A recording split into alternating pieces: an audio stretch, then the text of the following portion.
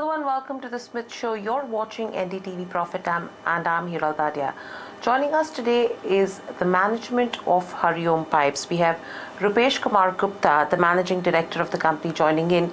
Rupesh, welcome to the show and a pleasure to speak to you as always. Thank you. Thanks a lot.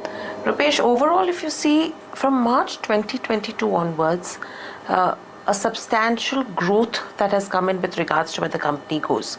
Now, what has contributed to this kind of expansion in terms of growth, and what are the plans going ahead for the company? So basically, thank you for inviting us on the show, and I thank Novama for this opportunity of meeting and all.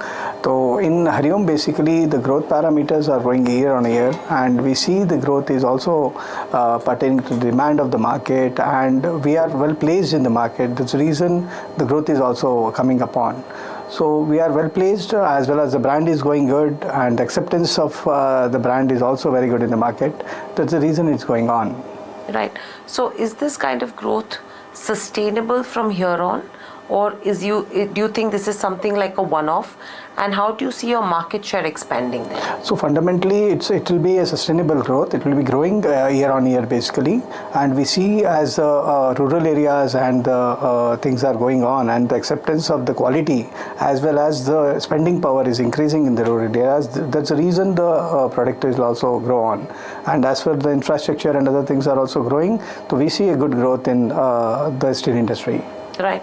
Now with this, if you see from a margin perspective, say last 4 to 5 years, we've seen a 12 to 15% kind of a trajectory for the company. Now, globally, you're seeing coking coal as well as iron ore prices, which have surged close to 25%. How are the prices moving in the Indian market, number one? And how do you see the raw material prices impacting your margins?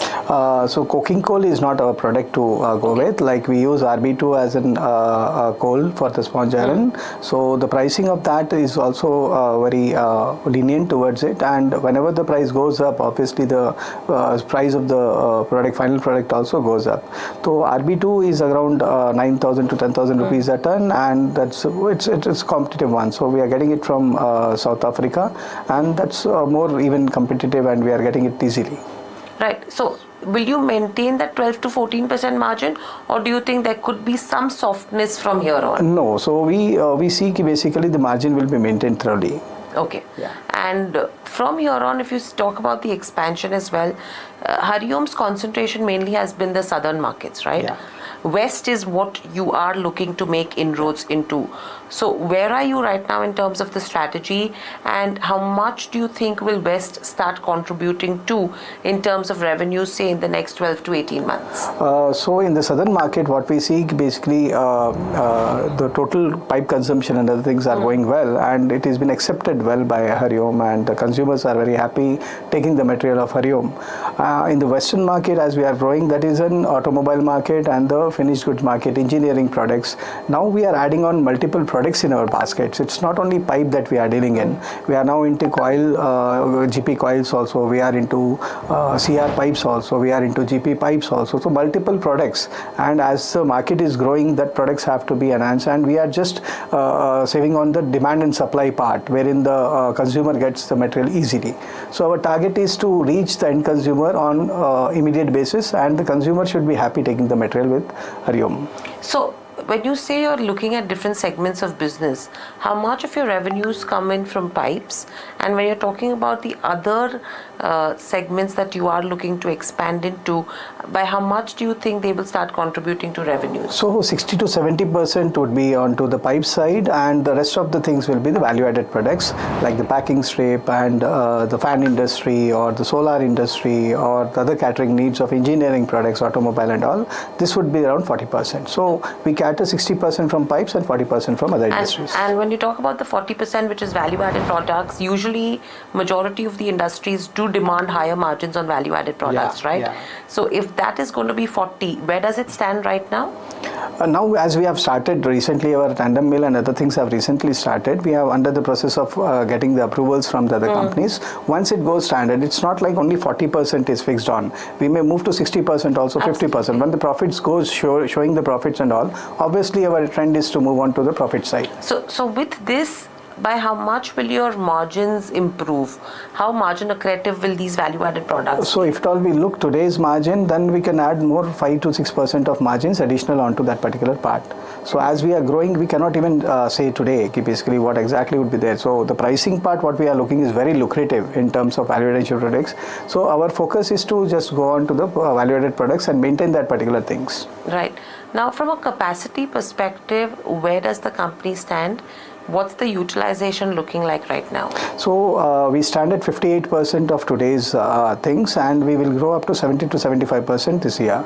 So the standalone basically things are moving on good, as MS Pipes are the older one, and the recent acquisition have started, that is also going good, and the new expansion which we have did is also under the things of moving out. Right. So you're talking about GP Pipe and Coil as the recent acquisition. Yeah. So how much of that capacity has been added now? So the 50% of the capacities are onto the use now for the GP pipes, and rest of the things which are there with the MS pipes and all are going on.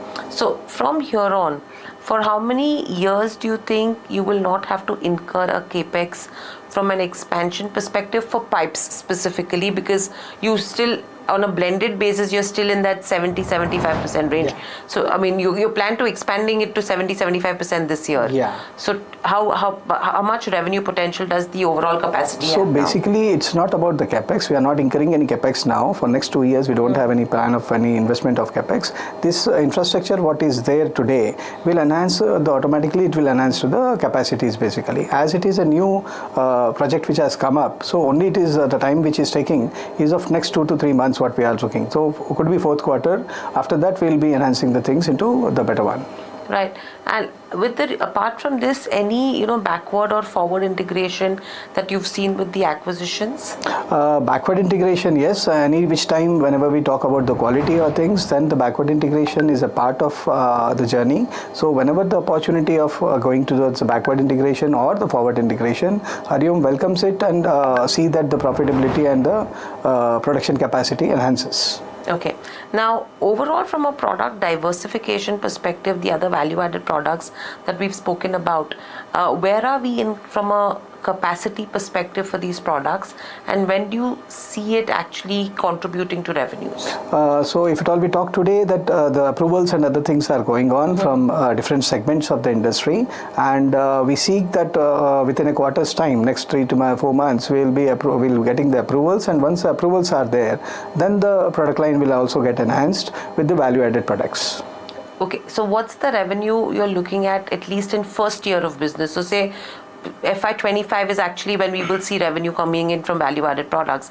How much are you looking at, from a trajectory perspective? So basically our goals are to reach 2500 top line of the revenue in 26, financial year 26. So we are targeting on that particular lines. Okay. So I think we'll reach that. Right. Now, if you have to look at the key milestone that the company wants to achieve as well, what would that be if you have to look at the next 3 to 5 years? So our goal is to reach the clientele, serve them as a service industry, not as a commodity industry. That's the reason we are adding on to the value additions, we are adding on to the multiple range, and the product basket which we are adding on undoubtedly gives the leverage to the company, and the customers should be happy. So our intake is basically let us serve the industry, let us serve the people who are really dying to get the material. So we're looking forward way better. Basically we should not think on only the profitability side, but also serve the needy. So in terms of the business. Right. And with this, if you see 15 crores around was the profitability in the second quarter. If you have to look at the first half and the second half, is a 50 to 60 crore kind of a profit number that you will be aiming to achieve, or do you think it could be better? Yeah, I mean it's always depends on quarter to quarter, but when we yearly take out the average, we are growing in that particular substantiality, and things are going better. So quarter may vary, basically it can be lesser or the higher, but again we try to maintain the same things and we reach to that particular level. So yearly average, if all we take, that is better. Right. So I think that's the number we should be watching out for as well. Yeah. Thank you so much for joining us on the show and sharing the view. So that's Hariom Pipes clearly indicating their strategy and growth plans from here on. That's all that we have on this session. Thanks for watching.